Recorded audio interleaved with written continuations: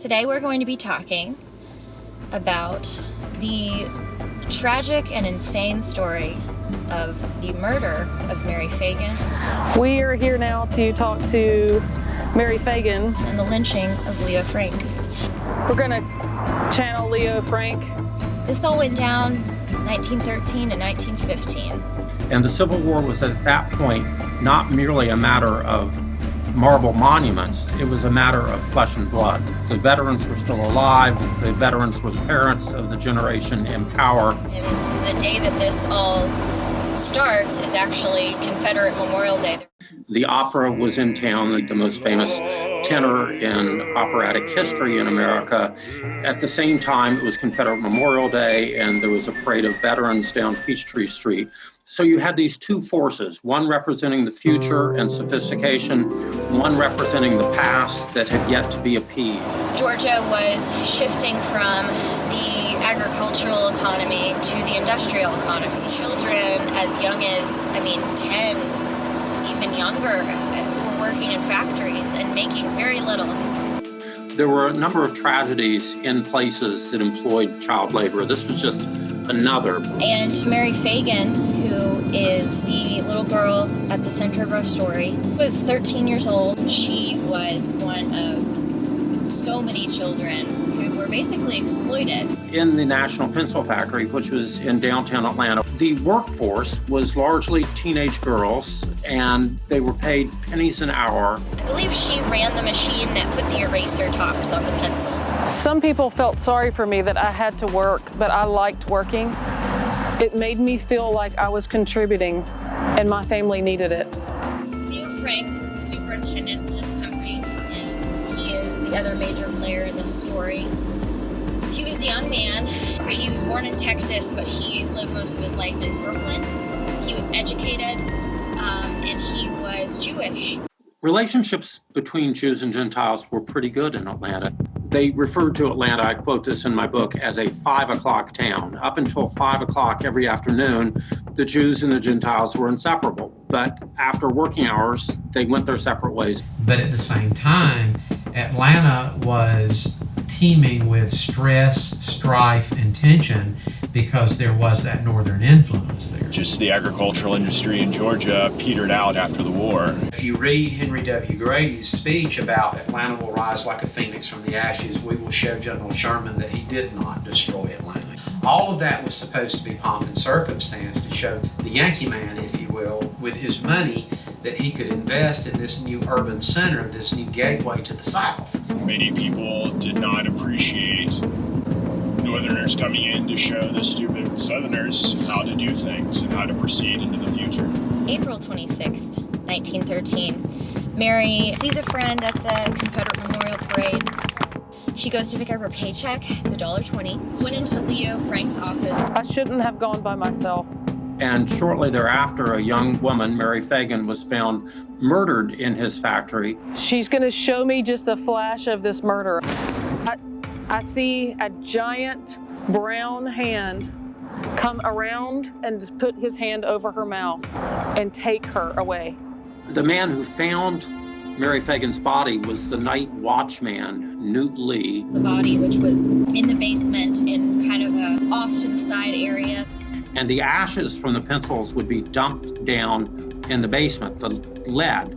So she had been attacked down there, dragged through the ashes, and her body was completely blackened. And it was so caked in soot that he couldn't even identify her at first, but then he saw her hair, and he knew that he must be one of the white little girls that worked at the factory. So he called the police. Not until one of the officers pulled down Mary Phagan's stocking could they determine her race. When the body was moved, 2 notes were found underneath it that purported to have been written by her in her death throes to point suspicion at a long, tall, black man. She could write a master's thesis on the language of these 2 brief murder notes because they're full of ambiguities and clues. And of course the police, they want to blame him at first. And the police held him as a suspect, which I think would happen even today. Once Newt Lee had reported to the police and they had been to the site, they started to try to figure out what was going on. So within a day or two, they had interviewed Leo Frank. Leo Frank apparently was the last person to see Mary Phagan alive and well. Very early in the morning, they came, woke him up. He was not answering the phone calls that were being sent to his house.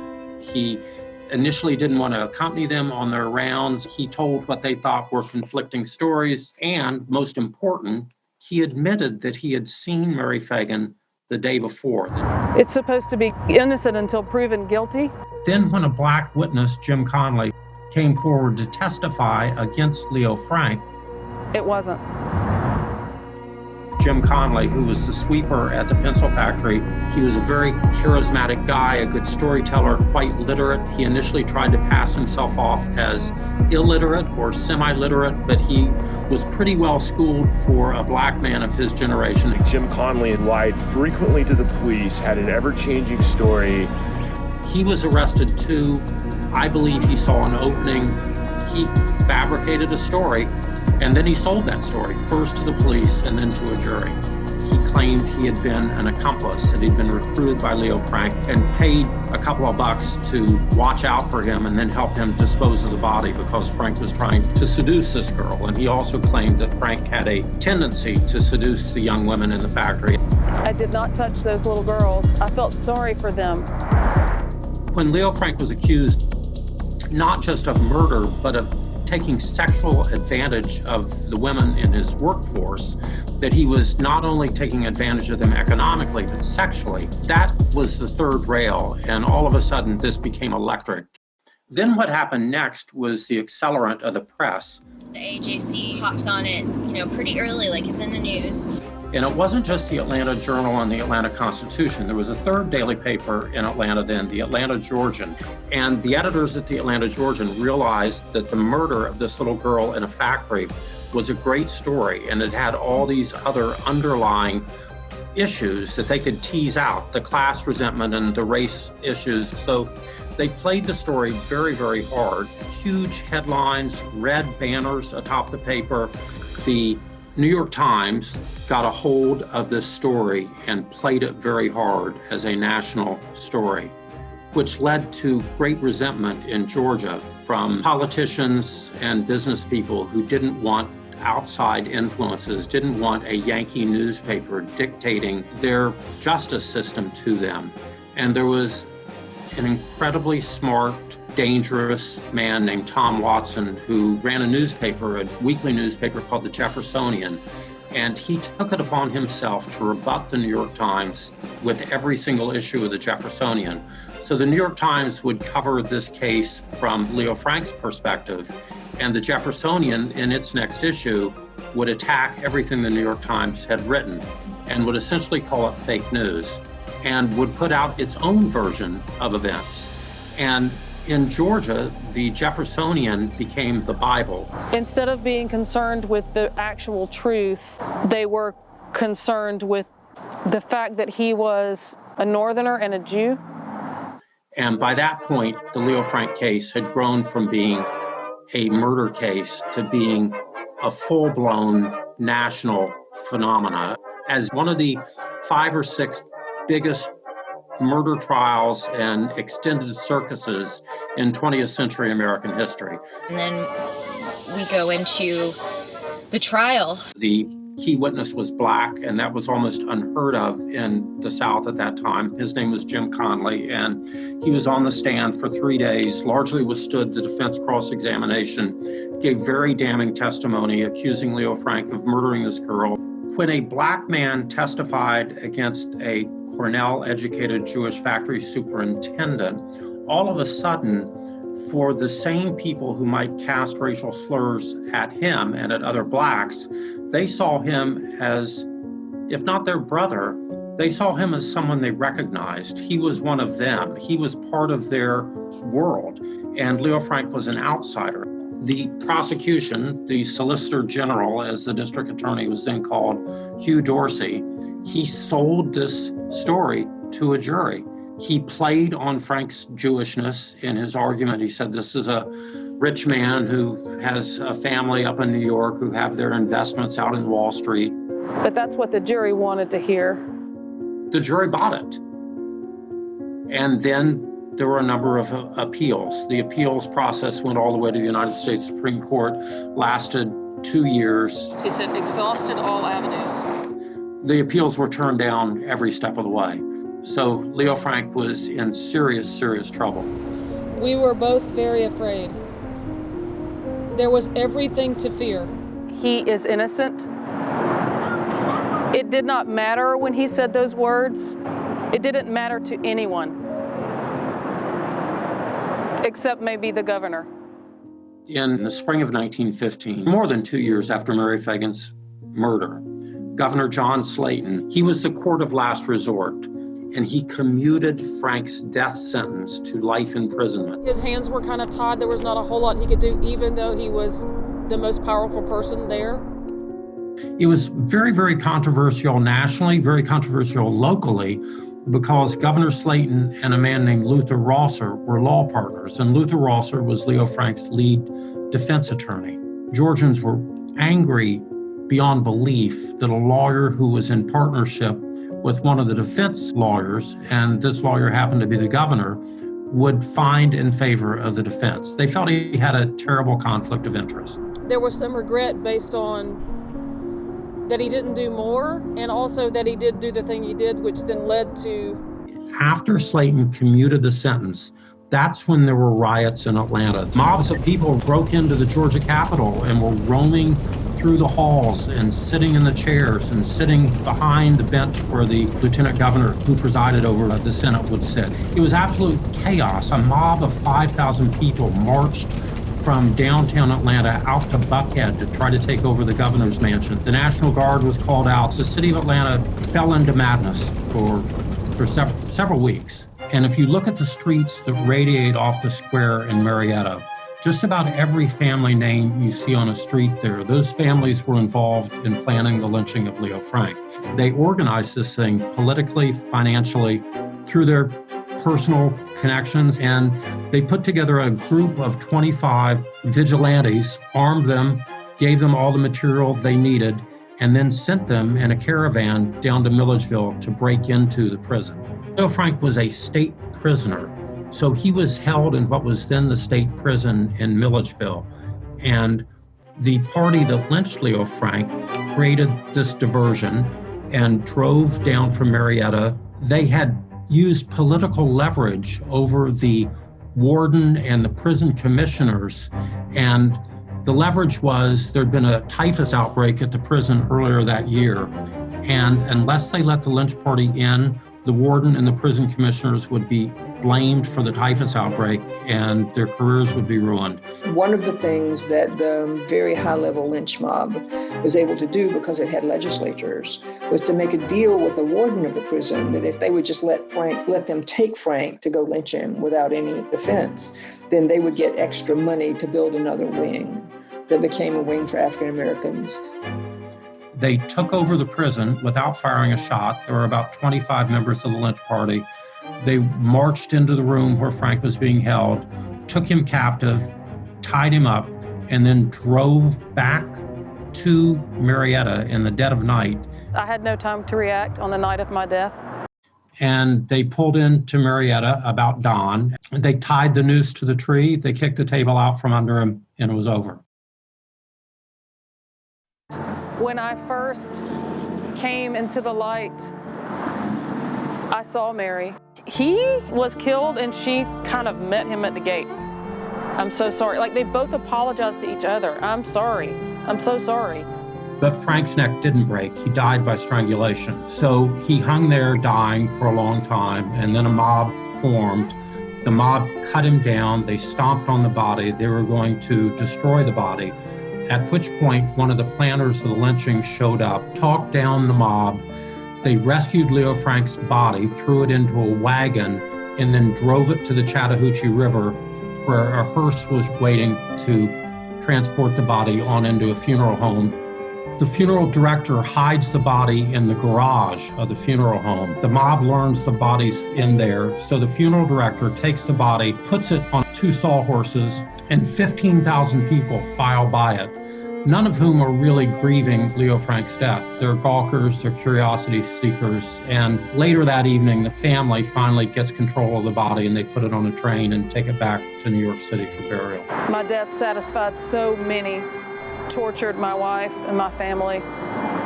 Leo Frank's widow, Lucille, she was not 30 years old yet, and yet she had been through a tragedy of the sort that most of us hope we never confront. So as a young woman, she is aggrieved and broken. In the aftermath, I wanted to die too. I just wanted to throw myself into the earth and go with him.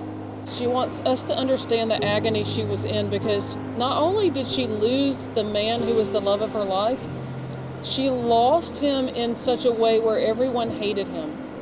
And Lucille worked at the glove counter for a number of years. And one of the incredible tragedies, and one of the things that shows you how painful this was for Atlanta's Jews in the aftermath, many of her customers were the wives and daughters of people who were in the lynch party. And she lived with a lot of bitterness about what happened and the mean people who took him.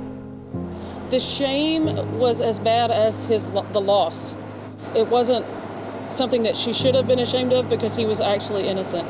It was something that was forced on her. Lucille worked there for a long time, and then she moved into the Howell House apartments on Peachtree. It was at the time in the 1950s, the first air-conditioned apartment building in Atlanta, and that's where she died of heart disease. And she shows me him like pulling her up when she crossed and embracing her. She was cremated, and her final request was that her ashes be scattered in a park in Atlanta, but there was a city ordinance against putting the remains of a human being in a public park. So her nephews, Harold and Alan Marcus, one morning got some garden tools, and before sunrise, they drove out to the Jewish section of Oakland Cemetery. They dug a little hole between the headstones of Lucille's parents. They put the box of remains in the hole, they covered it back up, they said a prayer, and they left. And no one knew for decades that that's where Lucille ended up. Her burial spot literally isn't even marked. She never got closure in her lifetime, and to this point, it seems like she still doesn't have it. There's nothing but victims in this whole situation. What lesson could be learned from what happened to me and to so many others? We continue to talk about it for two reasons. We continue to talk about it because it says so much about the time and place, and we continue to talk about it because it was never neatly tied up. It's a double murder mystery: who killed Mary Phagan and who lynched Leo Frank? And then it's a social history of the South. Why did this get out of hand? Why did it grow from something that was admittedly terrible into something that became a referendum about the very way of life in the South at that time? Why were all these forces, when juxtaposed, why did they become something more than they were? We're a civilized nation of laws, and we debate our differences and we go on. But there are these flashpoints where things break down. We're seeing one today, and we saw one in the Leo Frank case. Society, the law broke down. Some of the people involved in the lynching were ultimately guilt-ridden about it and were tortured by what they had done. Others went to their graves thinking they'd done the right thing and didn't lose any sleep over it. They felt that they were part of a righteous group of warriors who had exercised the justice that a corrupt court system had denied them. And you realize when sentiments get worked up, people are going to behave in ways that aren't rational. You know, we're in the process of taking down monuments in the South, but I think an equally interesting project is unburying the past, because the real past is not on a pedestal. The past that is most powerful is buried away. As somebody growing up in the South and seeing how people are, there's a need to save face and to appear polite and kind and gentle, mild-mannered, and there's a real darkness underneath that.